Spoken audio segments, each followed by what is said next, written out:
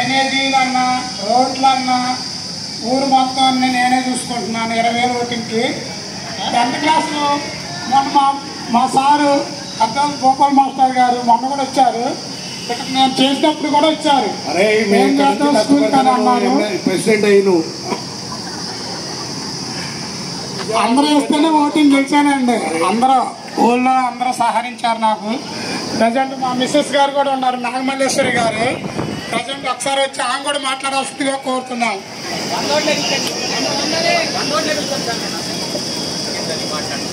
వేదిక అలంకరించిన గురువులకి నా హృదయపూర్వక నమస్కారాలు, ఈ పాదాలకు నా హృదయపూర్వక నమస్కారాలు.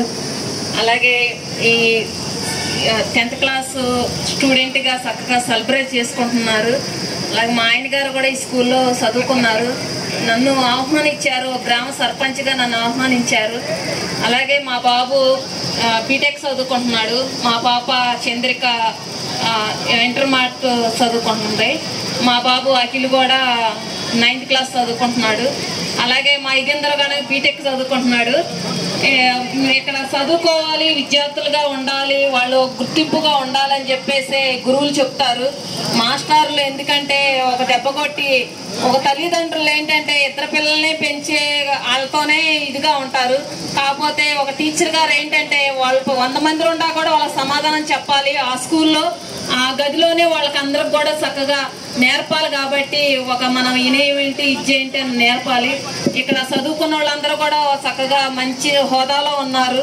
వాళ్ళు మా ఉద్యోగాలే కానీ చక్కగా వాళ్ళ తెలివితేటలతో వ్యాపారాలే కానీ మంచిగా అభివృద్ధి కలిగిస్తుకుంటున్నారు.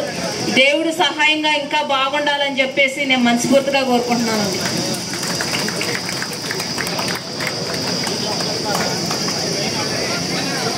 మిత్రులకి విజ్ఞప్తి, ఎవరైనా మాట్లాడాలనుకునే వాళ్ళు ఉపాధ్యాయులు మాట్లాడిన తర్వాత దయచేసి